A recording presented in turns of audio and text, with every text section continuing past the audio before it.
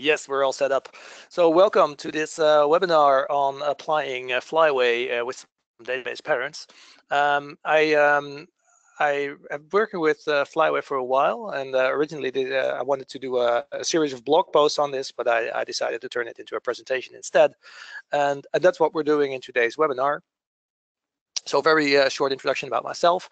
My name is Joris Kuipers. I've been working with Trifork Amsterdam for almost 6 years now as a hands-on architect, and recently joined as one of the CTOs actually. I have a background in Spring Source, where I came from, so I'm still teaching the occasional Spring training, which also means that a lot of my usual talks are about Spring-related topics. But this one is not going to be that. I'm going to be talking about Flyway. Now, sometimes when I do presentations, I do them about new topics that I'm just interested in myself, and I do a little bit of research, and then I'll turn it into a presentation. But in the case of Flyway, this presentation is very much the result of applying for a couple of years already on various projects, learning how to use it effectively, and then distilling that experience into something that I'd like to share in the form of this presentation. So what Flyway can help you with is to evolve your database schema, assuming that your application is using one or more databases, as your code is growing. So some concerns that typically come into play here are things like, how do you track changes that you need to be making to your database schema in the first place? So to simply give you an example, one of the projects that I'm working on, when I joined that project, what they were doing is they would just have a single file containing SQL statements, things like create table, alter table statements, and they would have one file per major release. So in that case, whenever a new major release was being performed, we would know what changes would need to be made against the database. We would manually apply that, and that would be that. Now, a process like that may get you started, but it's far from ideal in practice, because one of the things that you will need to be able to do is to ensure that all of the changes that are involved with deploying a new release of your software will indeed be applied against the corresponding database. And if you're having different environments, most of you will probably have at least a DTAP street, like development, testing, production, but you might have other environments as well. Then for each of those environments and for each of those deploys, you will have to ensure that the changes that have been recorded in your script are indeed applied. And for something like production, that tends to be relatively straightforward, because you will only be releasing like major versions of your software there. But things can be quite tricky once you start to deploy regularly, or at least more regularly than you would to your production environment, to something like a test-based environment. Because in that case, certain changes that are logically speaking part of an upcoming release may have been applied already. And then when you let's say deploy every day to your test environment, you have to manually start tracking, okay, what changes were applied already, what changes still need to be applied. And this situation becomes even worse when people realize that, oh, I might have made a mistake in one of the SQL statements in one of those scripts. So after the fact, I'm just going to change that script because, well, this hasn't been deployed to production anyways. But now you have applied certain changes to environments. You then change the actual change definitions after the fact, and things quickly turn into a big unmaintainable mess. This is exactly the situation that Flyway tries to help you avoid. So what Flyway is, it's an open source Java-based tool from a company called Boxviews, and you can use it to manage DB migrations, as I call them. I will talk a little bit more about what a migration actually is, but basically it's usually a set of SQL DDL statements that define how a database schema should be defined or altered. Now, it can be applied in different ways. What I tend to do, because we at Trifork here are a Java shop, is we embed Flyway in our applications. So at startup of the application, one of the first things that will happen is that Flyway will do its magic. Now, I'll talk about what that process actually is in a moment. But that's certainly not the only way that you can use Flyway. You can also use it as a standalone tool, or you can run it from a build script. And in that case, it can be applied with basically any type of project. It doesn't have to be a Java project either. So what Flyway basically does is, first of all, it will keep track within your own database in a dedicated table what migrations have been applied already in the past when it finds that it's running against an existing database. Then it will check what migrations you have available as part of your application or as part of your separate Flyway migration setup. And it's going to compare those two. And basically, it's going to check, okay, all of the migrations that exist but that have not been applied yet, I'm going to apply in order against your database. And then it's done. In order to do that successfully and make sure that it doesn't corrupt your database state, for example, it can perform, and it will perform by default, a number of different validations. And I will quickly talk you through some of those. But essentially what this means is that Flyway provides version control for your database schema especially. So before I go into some patterns that I developed over the years in working with Flyway, I want to make sure that one understands the basic functionality first. So I'm going to be talking about how Flyway will be applying those migrations when it starts up and when it runs. So the first thing that it does is it checks what migrations are available. Now, how it does this is it basically looks for SQL files and optionally also for Java classes, because a migration can also be a programmatic construct, but very often you will be just writing files containing SQL statements. And it looks for those files in predefined locations. By default, it's a directory on the class path, but I'll show you later on that this is actually configurable. From that location, it will scan for files that correspond to a particular naming pattern. So by default, version migrations, as they're called, will have a name that starts with V, indicating that it's a version migration. Then it will have a version number.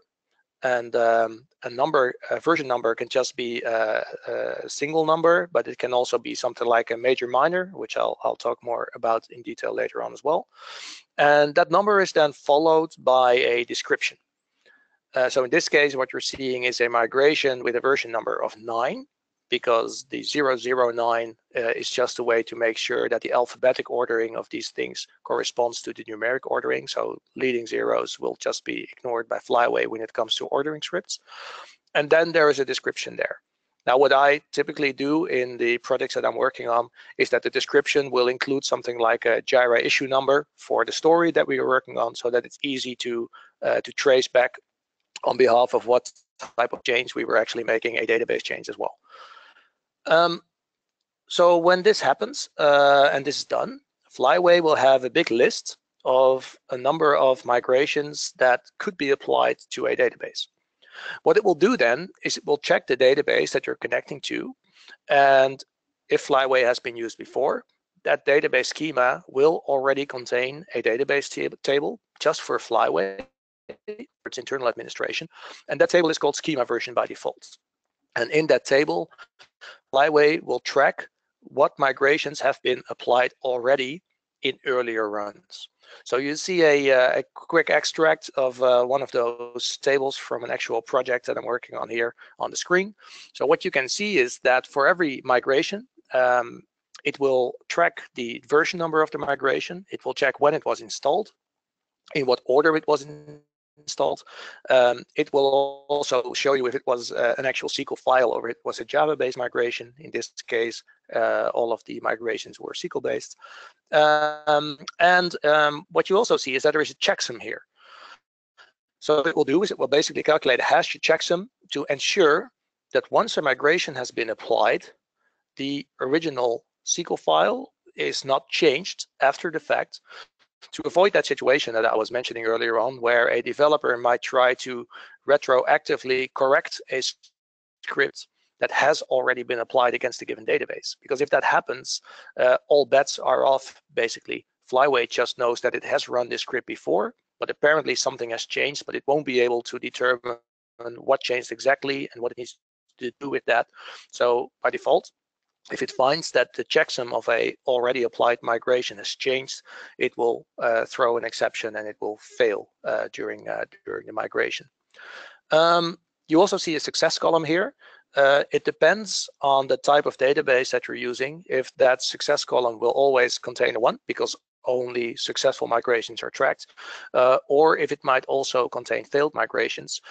That depends actually on the ability of your database to have transactional DDL statements. So what that means is that certain databases, Postgres for example, they can actually run a transaction in which you can do create table, alter table statements and do a rollback on that thing, whereas other databases like MySQL do not support this notion. And in that case, something could go wrong in the middle of running a particular migration. And in that case, Flyway will just record that as an unsuccessful migration, and you will have to find out as a user what it is exactly that failed, fix it, and then mark it as being successful. Now, in order to make sure that you don't end up with a lot of failed migrations, Flyway at startup will typically apply a number of validations. So one of the first things it will do is at startup, it will check, is this an empty database schema that I'm talking to? And if not, do I already have my own schema version table in place? Now, if that's the case, then that means that Flyway has been used before, and this is just part of an ongoing development. But it could be the case that it finds out that it's talking to an entirely empty database schema. In that case, Flyway will just create its own schema table and then starts applying all of the available migrations. Could also be that it finds out that there is already an existing schema with one or more tables defined, but it doesn't have its own schema version table. Now, I'll talk more about what happens in that case, but unless you actually configure Flyway to explicitly do something in that case, again, it will just fail because it's assuming that it's being run against a wrong database. Then it's going to do a checksum match for all of the available migrations that it finds as being applied already in the schema version table. And only if all checksums do in fact match, it will continue. And one thing it will check by default as well is if there are any unknown applied migrations. So what that would mean is that in its schema version table, it finds that a certain migration has been applied, but that migration is no longer there in the list of available migrations. This could happen if someone accidentally deletes a migration from source control, for example. And again, by default, Flyway will fail if it finds out that this was an old migration. It could also be the case that you have deployed an application and you decide to roll back to an older version, and the newer version had one or more migrations. In that case, Flyway will actually detect that, and it sees that, all of the available migrations have been applied, but there were some later ones as well, and it will just assume that you have done a rollback of your application and that you know what you're doing basically, and it will not fit on that, right? So there's a lot of smart defaults built in, but all of these validations can be configured and can be enabled or disabled depending on your needs. So that's the final thing I mentioned was if there are any new migrations that it needs to apply. It will also check, do they have a higher version number than the already applied migrations? Because again, by default, Flyway will just fail if it finds out that you have a new migration that you will need to be applying, but its version number indicates that it's older than migrations that have been applied already. So maybe someone accidentally merged in something from an old branch, for example, and now all of a sudden we have an old migration that hasn't been applied yet.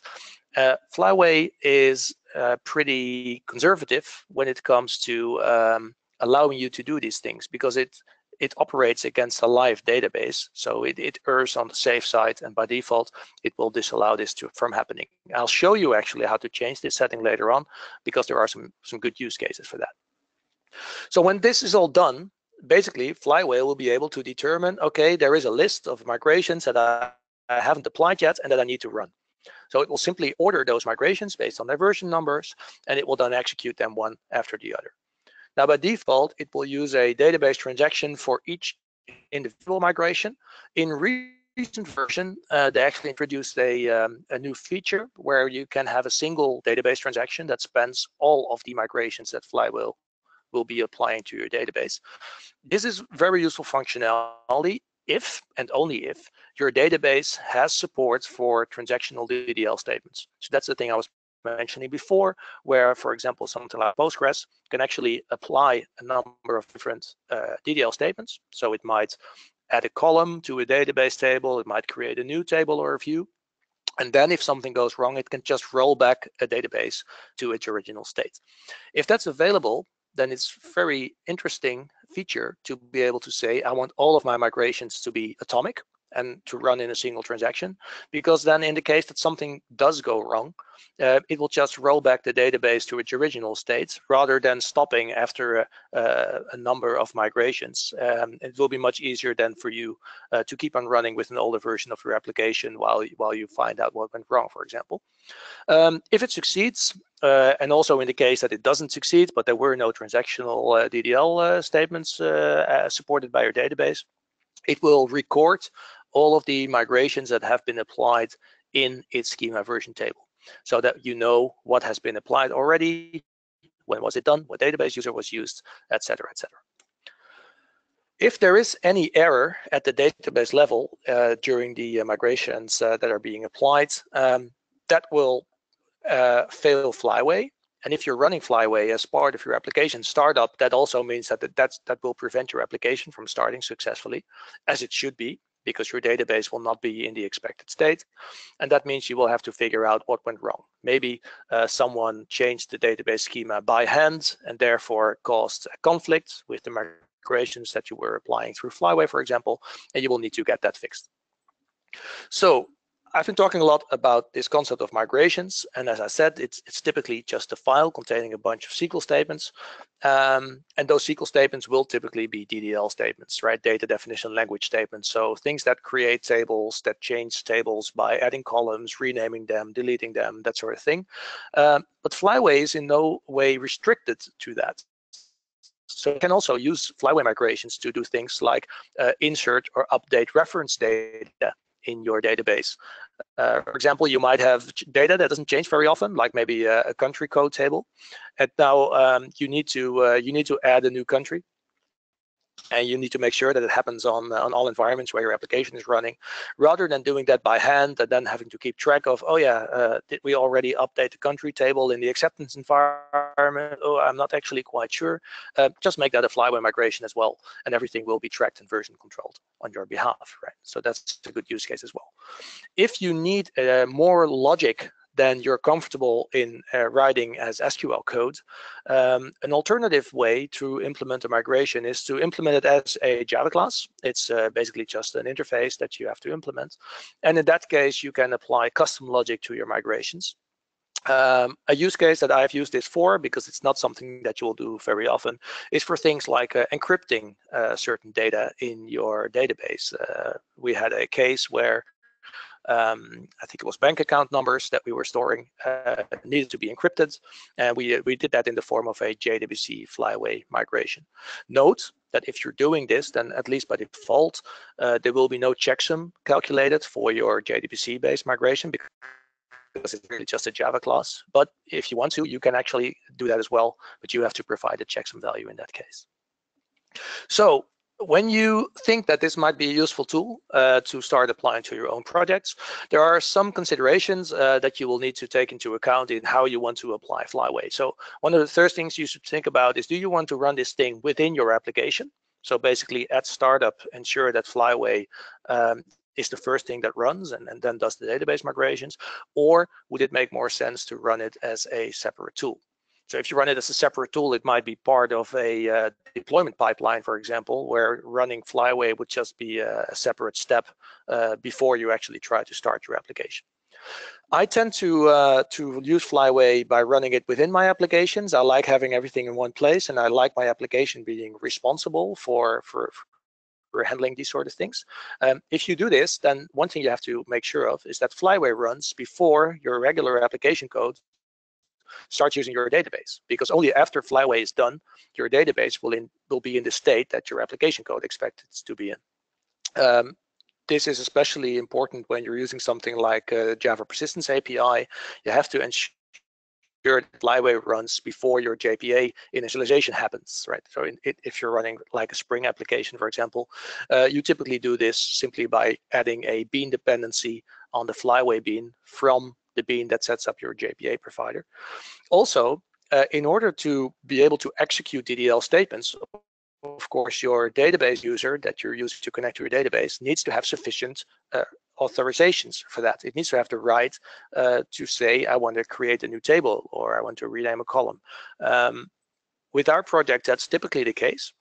But there are many organizations that are quite strict in what applications can do in terms of DDL statements. So for those use cases, you might want to choose to run Flyway as a separate tool and then also have a dedicated database user.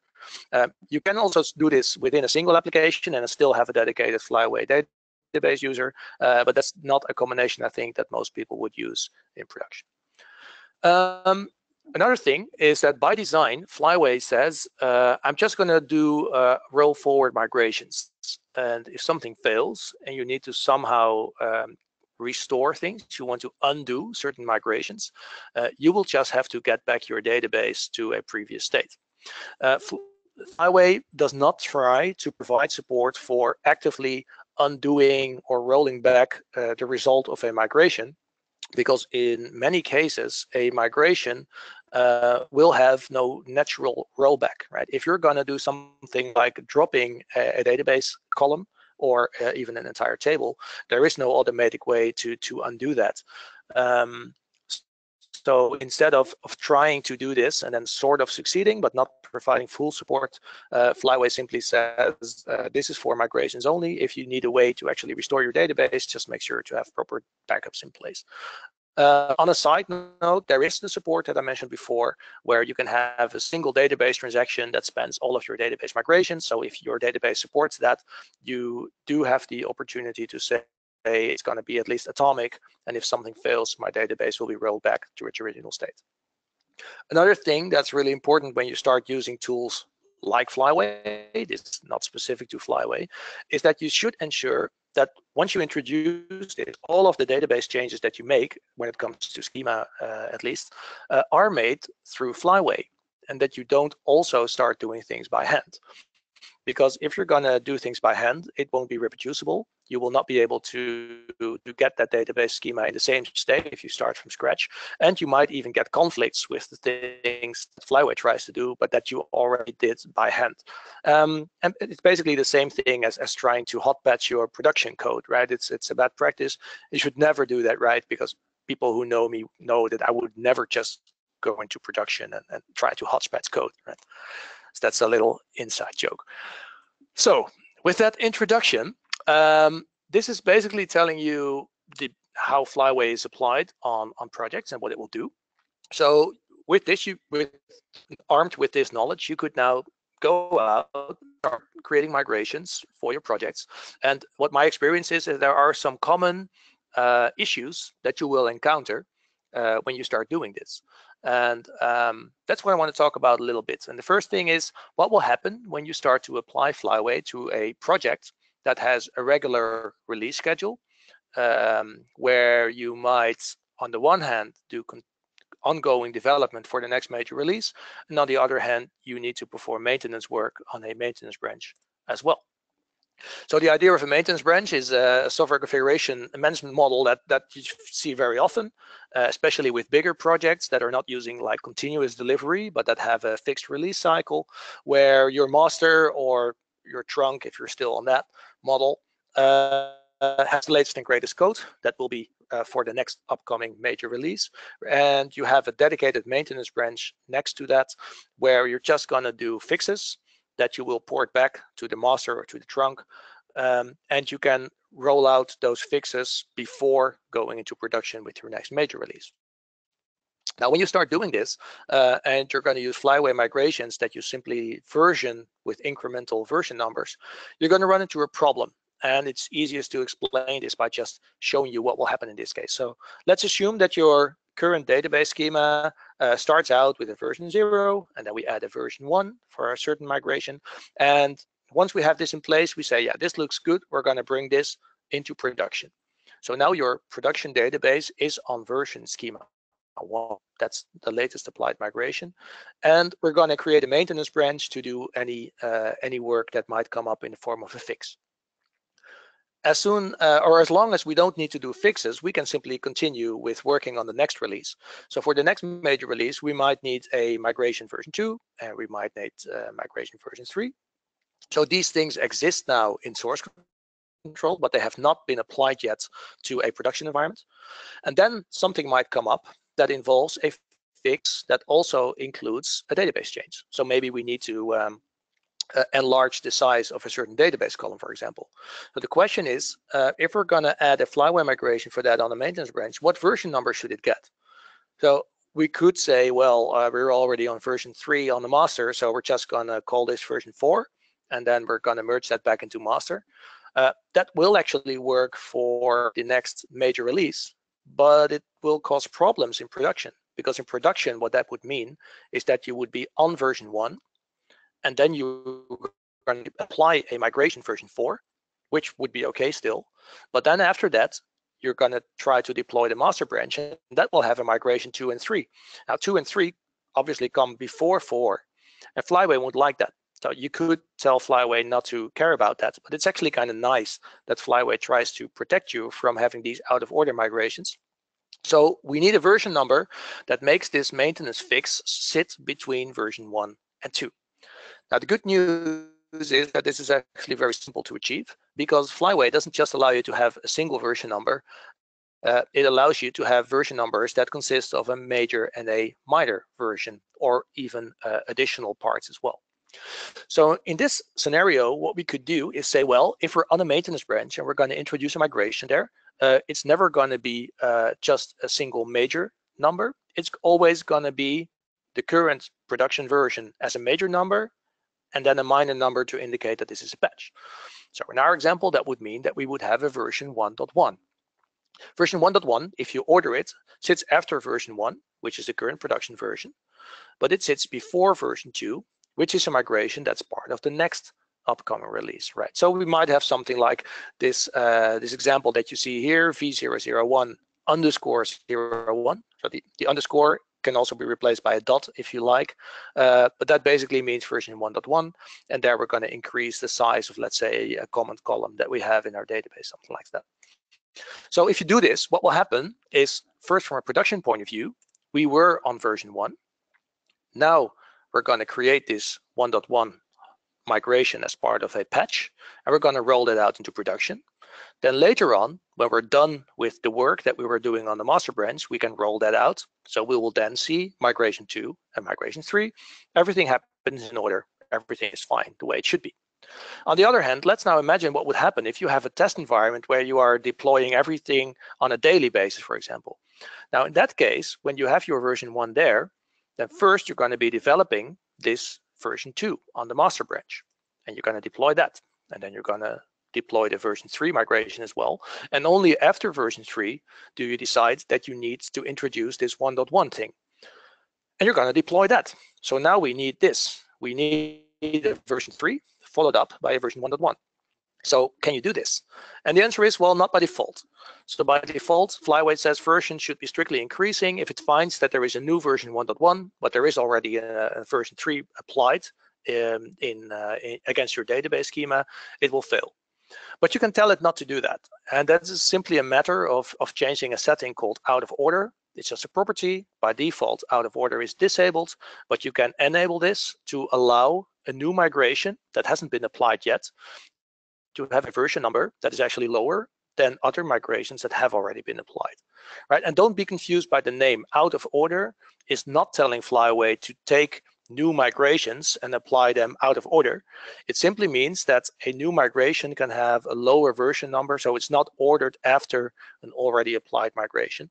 But the nice thing about using this pattern is that you will not need to enable this feature on production.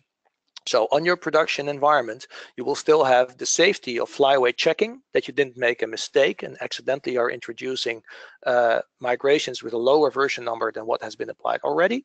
But you can still mix this upcoming development migrations with maintenance migrations that you will be applying at a later point in time. Right? So you get the best of both worlds. Now this situation changes a bit if you're gonna mix this model with another software configuration management model, namely the use of feature branches. So feature branches are something that a lot of people use as well.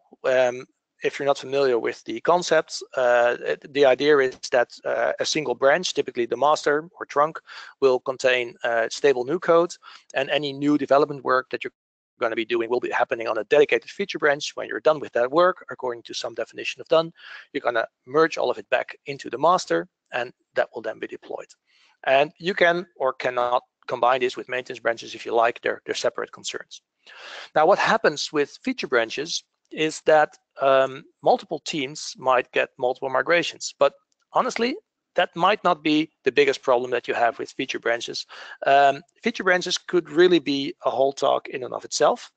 The good news is that I don't actually have to do that talk. If you're interested in the concept of having feature branches, make sure to look up a presentation from Sam Newman.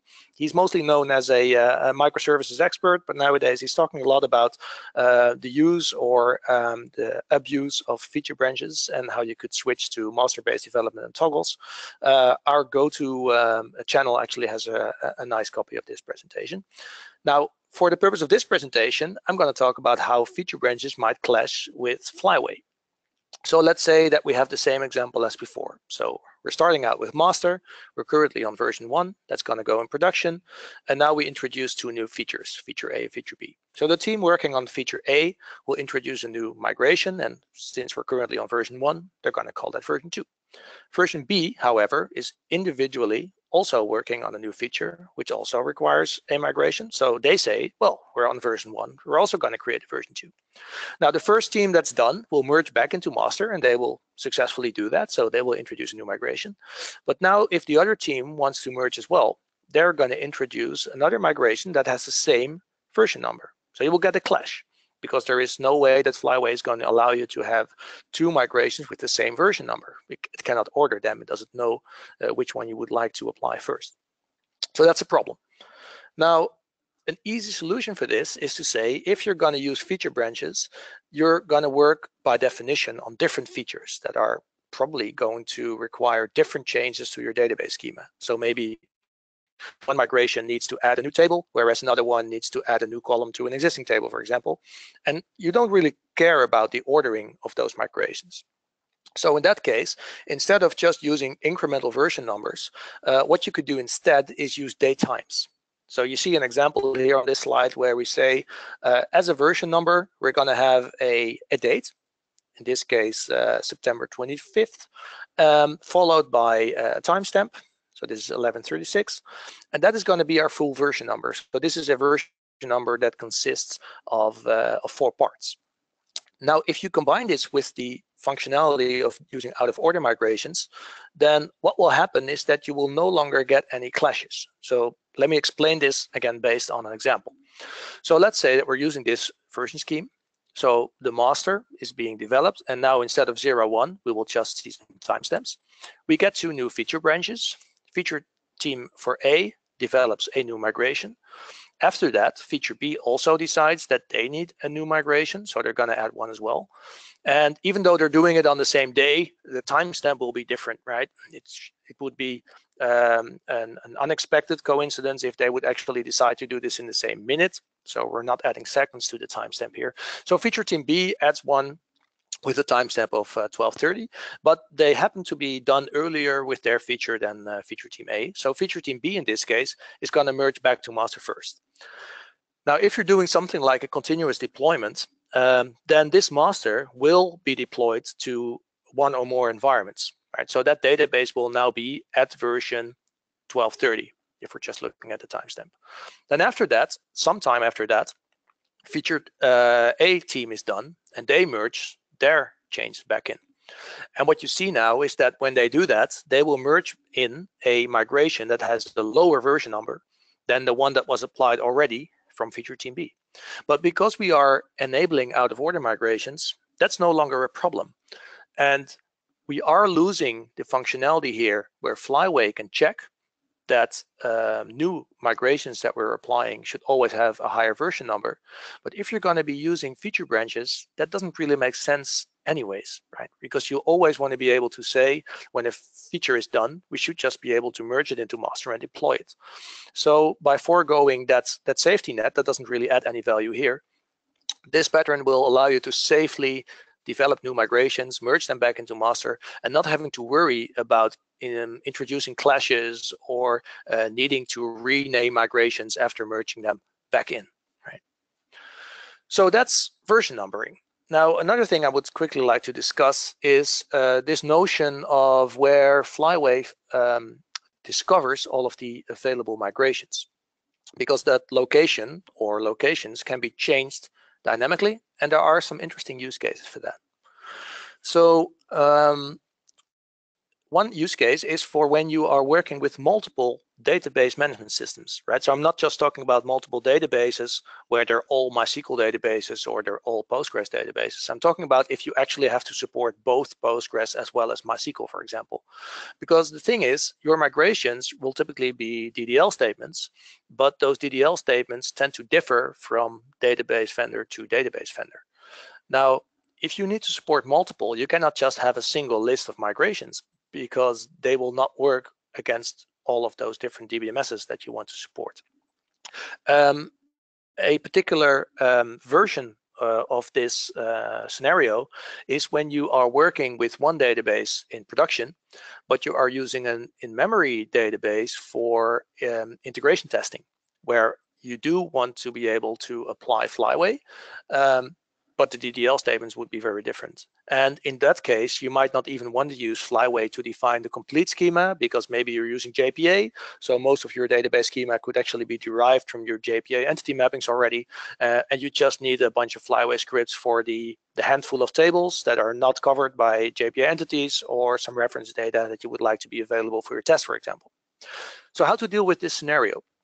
And another scenario that you could also solve with the use of dynamic locations is what happens if you have migrations that will, for example, fix certain data issues. So rather than doing a schema migration, you might want to use Flyway to fix certain issues that exist with production data that was maybe imported from an outside source and turns out that it contains errors. That data might be also available on acceptance if you regularly port over data from production to acceptance, but it's definitely not going to be available in any environment. So development and test will not know about that data, for example. So in that case, you're going to have migrations that should only be applied to certain environments, but not everywhere, whereas your other database schema related migrations should always be applied everywhere. So again, the solution for that is to use multiple migration locations. So by default, how Flyway works, it will check a folder on your class path called DB migration, and it will just pick up all of the migrations that it finds there. So that's both SQL-based migrations as well as Java-based migrations. But you can configure it to look somewhere else, and you can actually look at a list of locations. And if you're going to programmatically configure Flyway, then it's completely up to you how you determine that list of locations. So if you want to support multiple DBMSs, a common way to do this is to have separate migration folders, one for each DBMS that you would like to support. And you can choose then if that suffices. So you're just going to have, let's say that you want to support MySQL and Postgres, you're just going to have 2 folders, or you might have a third shared folder for migrations that are applicable to both DBMSs. For example, migrations that only insert reference data, right? SQL is actually standardized enough that your insert statements will work against both DBMSs in that case. What you can do there is at startup, you could check what database your application is connected to. And then based on that, you can configure a list of locations. So let me show you a way that you could do that in a Java-based web application. So what you see here is a Spring Bean definition where we are configuring Flyway. So you can see Flyway can be used by just instantiating a new instance of this Flyway object, configuring it with a data source, doing some additional configuration. And then when you're done, you're just going to call this migrate method on Flyway and it will do its thing. Now, what you see here is that what we can do is we can call the set locations method on the Flyway object. And in this case, we're getting those locations from a helper method called get locations, where we're passing in a data source. So let me just show you that helper method here. And this is a custom method that you could write for your own application. What we're doing here is we're using JDBC metadata to find out, okay, are we talking to an H2 in-memory database? And in that case, we're going to return a single location called DB migration H2 that will only contain migrations for H2. On the other hand, if we're talking to a PostgreSQL database, then we're going to return a folder that just has PostgreSQL specific migrations. And for any other case, we're just going to return an empty list of locations because that's unexpected. This application only supports H2 and PostgreSQL. Now, I developed this pattern for exactly the use case that I showed you, where we had an in-memory database or an actual external Postgres database. And then interestingly enough, later on, it turned out that I was not the only one with this idea, and the Spring Boot guys actually built this into the Spring Boot framework. So if you want to apply this pattern and you happen to be using Spring Boot, there is no custom code to write, but you can actually use a placeholder in your configuration. So by configuring the Flyway locations to have this vendor placeholder that you see there between curly braces, you get exactly this pattern supported out of the box. But as I showed you, if you're not using Spring Boot and you would still like to have this, it's actually very easy to write this code yourself. If it comes to environment-specific migrations, you can basically use the same pattern. So we see an example here where we're saying, well, unless we have configured a certain property to say we want to skip data migrations, then we're going to return two locations. We're going to return a location that holds our regular migrations, but we're also going to return a location that contains data-specific migrations, so fixes to data. And this will allow you on a per environment basis to specify if we should just execute the regular migrations or also the data-related migrations, right? So those are some things that you could do with the use of locations. Now, when you start doing all of this and you have an actively developed project, what you will find is that you will be creating a lot of different Flyway migrations. And that list will just grow forever unless you somehow deal with that yourself. And as you are moving from a couple of migrations to hundreds of migrations, that can basically get in the way, right? You don't want to have this single DB migration folder in your project that just contains a couple of hundred migrations where most of those things have already been applied to your production database anyways, and you really only care about the new ones. So that can become a bit awkward to work with. So the problem is, how do you deal with this? Because you might be thinking, well, I'm just going to delete all of the migrations that have been applied to all environments already. But that's not going to work for two reasons. Most importantly, as it says here on the slide, when you are executing Flyway against an empty database, you should always be able to rebuild your complete schema. So that's one. But the other thing is that by default, Flyway is actually going to complain if it finds that it has applied migrations that are no longer available. Right? It doesn't like that. Now, the obvious thing that you will probably think of when you want to do this is, well, let's just take the net result of applying all of the available migrations and put them in a single file, right? And that's also what you should be doing in this case. So what I typically do if I want to do this, I create two reference files, one with just the entire database schema and one for all of the reference data that I'd like to manage through Flyway as well. But if you only do this, then the problem still is you cannot just start deleting your old migration files because Flyway will be complaining about that. And also you want to make sure that those two new files that you have created as this squashed representation will be ignored because your production database will already have all of that code executed, right? So that's the not so obvious problem here.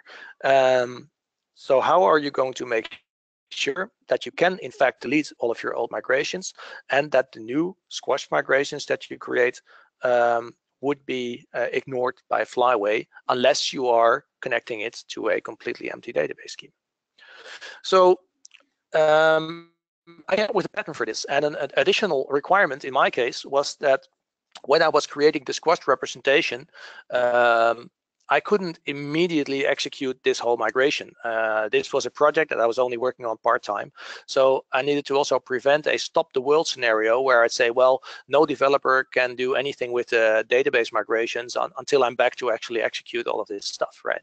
But you also don't want to have to play catch up all the time when you create these squashed files.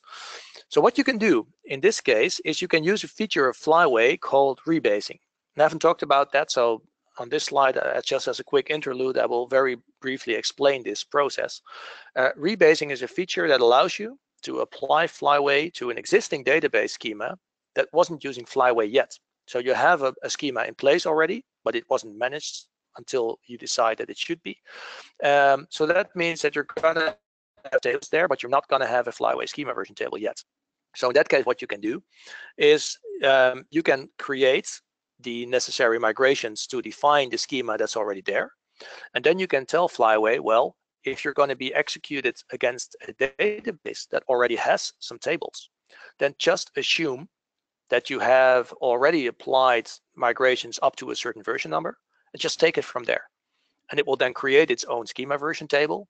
It will say, I'm going to baseline the current schema on the given version number. So I'm just going to assume that I was already there and I don't need to apply any existing migrations that I find that have an older version number than the baseline. And I'm just going to execute it once. Right? This is a really nice feature because without this, you could only use Flyway against empty databases, which basically means in a greenfield scenario, whereas rebasing actually allows you to introduce Flyway after the fact. Now, if you want to squash a whole bunch of existing migrations, you can actually use it to your advantage. So the pattern that I came up with, what you can do is first say, I'm going to create a feature branch. And on that feature branch, I'm going to define my squash migrations, right? So that's going to be 1 or 2 new files that basically describe the current contents of your database in terms of the schema and reference data. Then what you're going to do is when you're actually ready to start moving this into production, is you're going to delete all of the older migrations that you covered in your squashed representation. You're going to merge that to the master branch. And then you're going to tell Flyway the table name where you're storing all of your schema version entries is no longer going to be called schema version. It's going to be called something else. What that means is that at startup, Flyway will not find the new table, and it's going to treat that in exactly the same way as if it was being applied to an existing database that didn't have Flyway yet. So you can use rebasing in that case. And in your rebasing, you can make sure that Flyway will just ignore the new squash migrations that you have created, and it will just start applying all migrations that have a newer version number. So let me show you this in practice. So you start out by just applying Flyway on existing projects, and over time, this schema version table grows, and you're going to end up with a huge amount of migrations that you want to squash. So now we're going to take everything that has been applied already, and we're going to define new migration for that. And when we're ready to roll this out, we're going to merge that into the master branch. So now on your master branch, you might have 2 files, which are the first ones that you can see there, called initial schema and reference data. That's going to be your squashed migration files, right? That's taking the place of every older migration that existed up before that. That could be hundreds. In the meantime, developers might have already created newer migration files while you were busy squashing this old schema, and that's fine. Just note that in this case, we ensured that the initial schema and reference data migrations have a version number that comes before all of the migrations that have not been applied yet to production. Now, if you're taking this to production, you're just going to choose a new name for the schema version table. So in this case, I chose to add a date there to make it obvious to people looking at your database when the squash migration happened. And you're going to apply a baseline version. So you're just going to tell Flyway when it starts up, yeah, this is going to be your new schema version table, and just pretend that you are already on a given version when you find out that that table doesn't exist yet. In this case, we chose the version name of 2017-05-13-001. The interesting thing is that version doesn't actually exist as a migration file. It doesn't have to, because Flyway is just going to assume, okay, you told me that this is the baseline version, so I'm going to record that in the database, and I'm just going to find what migrations exist that have a higher version number, and it's just going to apply those, right? So in this case, that means that it's just going to apply a single migration from all of the ones listed on the left, because the other ones had been applied already. So you can just figure out whenever you're ready to start doing this, what the current version is of the database that you're running this against, and then configure the appropriate baseline version, right? And that means that you have no stop the world scenario. People can just continue to add new migrations after you create your squashed file. They can also deploy them to any environment that they like, and you can just, at the point that you want to execute this, decide what the proper baseline version is for that. So this one is a bit tricky, but the recording, there is a recording available of the webinar, right? So you can always rewind this if you're confused about how this works.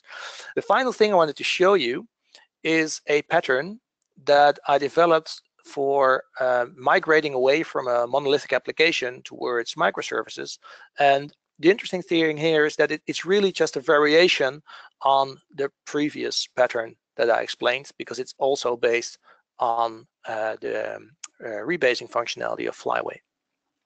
So if you have an application that you would like to split up into multiple services, because it's easier to manage from a development perspective or maybe from a runtime perspective, then what you will find is that it's typically easier to extract code and put that in its own service than it is to make sure that that service can also fully own its own data in its own database. Because typically when you start off with shared database, there will be tables that are shared between the code that stays in place and the new code that you are extracting to a new service.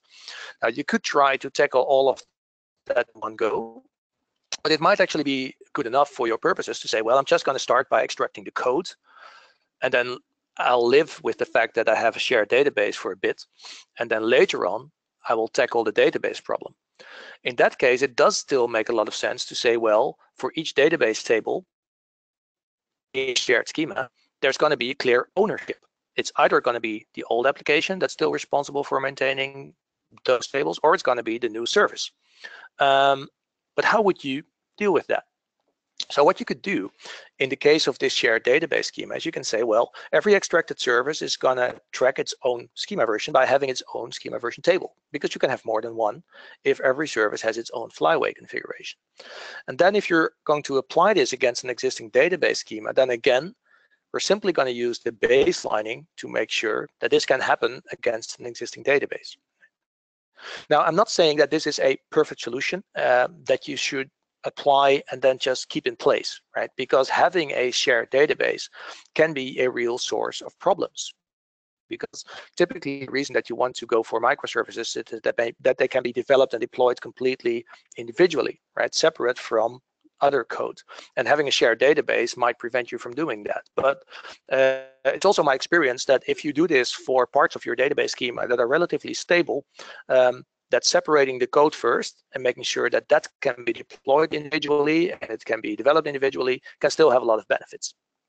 So if you want to do this, what would it look like? Well, you would start out with a monolithic application and a monolithic schema version. And then from there, you start to carve out code. So in this case, we're saying we have a service that's responsible for integration. We're going to extract that from the main application. There is a lot of stuff responsible for administrative functionality that's also going to go into its own application, and everything that remains will just call the core application in this case. And for all of those things, we're going to have separate Flyway schema version tables, and we're going to define a baseline so that when Flyway starts up and it notices that it doesn't have this new table yet, it will know what assumption to make about the state of the current database. If you do this, then it becomes quite easy to say, I'm going to partition basically my database schema, and I'm going to make different services responsible for different parts of that schema until you are actually ready to take the next step and say, we're going to take that out and put it into a separate database altogether, which is probably what your end situation should be like, right? So those were some patterns that I have applied in my 4 years of using Flyway on different projects. And to conclude on what I've been explaining, I think it's really important that when you are doing any sort of development that includes a relational database, that managing that database schema is something that you actively track in version control, and that you have a tool for that can enforce that management to run against your database. And Flyway is one of the tools that can do this. There are other tools, for example, Rebasing, that have a similar use case. But I think Flyway in particular is a really nice tool. It has a really great balance in, on the one hand, being flexible enough to support a lot of different use cases. I showed you some of the things in which Flyway provides flexibility, but there are others as well. You can actually write all sorts of listeners that are basically interceptors that can act at multiple points when Flyway does its thing. So it's much more extensible than what I showed you. But on the other hand, it gives you enough control, right? I like the fact that you can just write plain SQL statements that will be executed rather than having to define something in XML, and that tool then try to translate into SQL for you, for example, which is the default model of Rebasing.